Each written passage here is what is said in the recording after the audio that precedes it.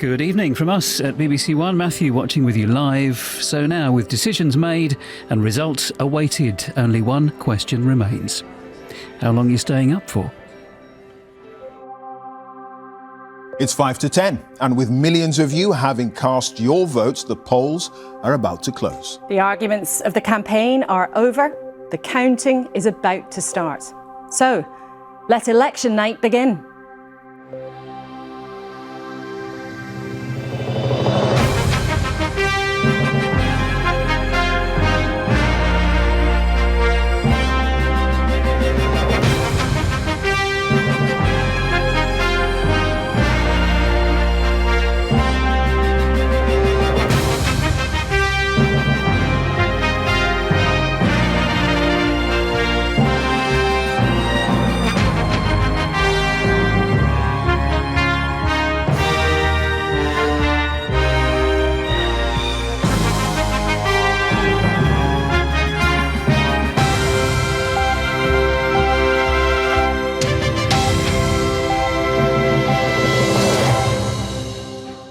A very good evening to you. Welcome to our election night studio, your destination for unrivaled coverage over the next 10 hours as we discover whom you've chosen to walk through that famous door in Downing Street. Last time round, Boris Johnson was Prime Minister.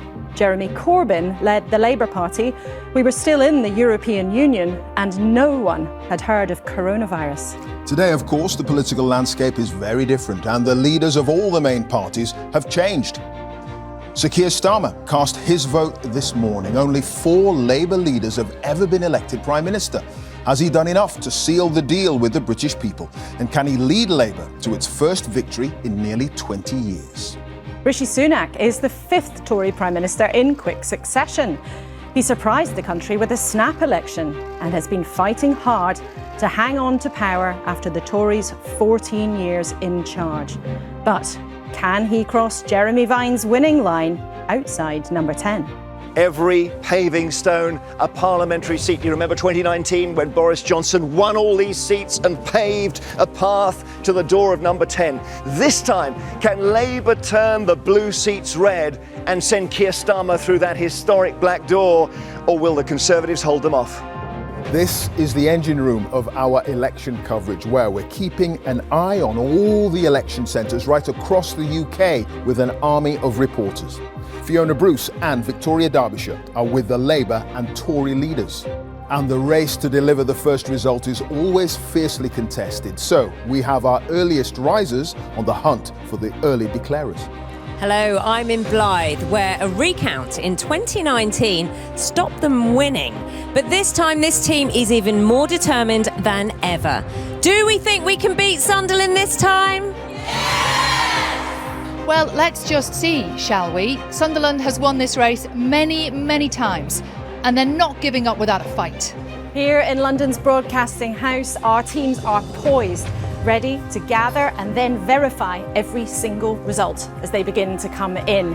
And of course, at the heart of it is Professor Sir John Curtice, who's been hard at work already all day with the exit poll team.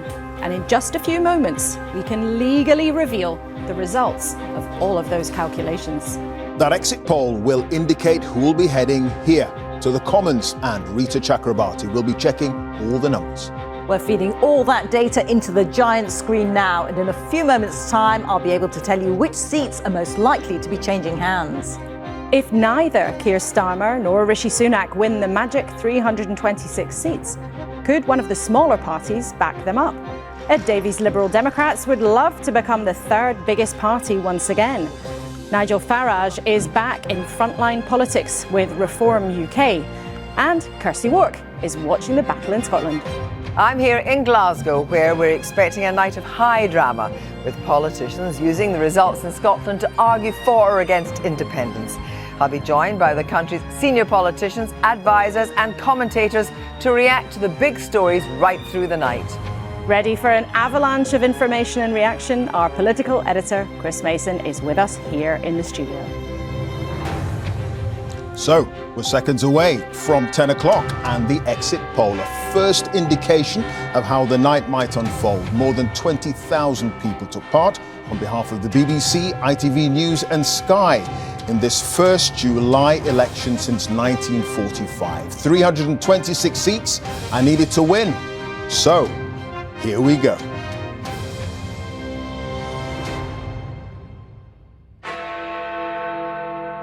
And as Big Ben strikes 10, the exit poll is predicting a Labour landslide. Sir Keir Starmer will become Prime Minister with a majority of around 170 seats. The exit poll predicts that Labour will have captured 410 seats, adding 209. It suggests the Conservatives will have lost 241 MPs, landing on 131. On to the other numbers. The Liberal Democrats up 53 on 61 seats. Reform on 13 seats. The SNP down 38 seats. According to this exit poll, on 10. Plaid Cymru are on 4, they're up 2. And the Greens are up 1 on 2. All the pointers tonight are that Sir Keir Starmer is taking Labour back to power. Only the 5th Labour leader to win a general election. These are the first indications of what may unfold, but a moment of history beckons. Chris.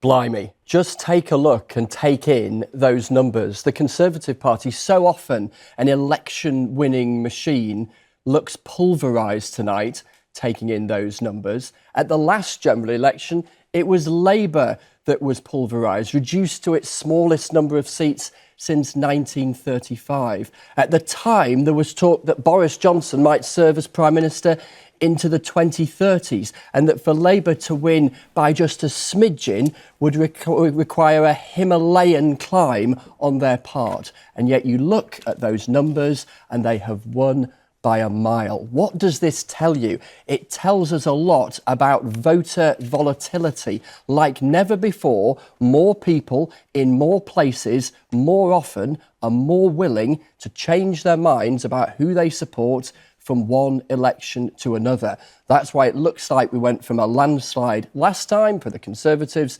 to a landslide for Labour this time. It is going to be quite the night.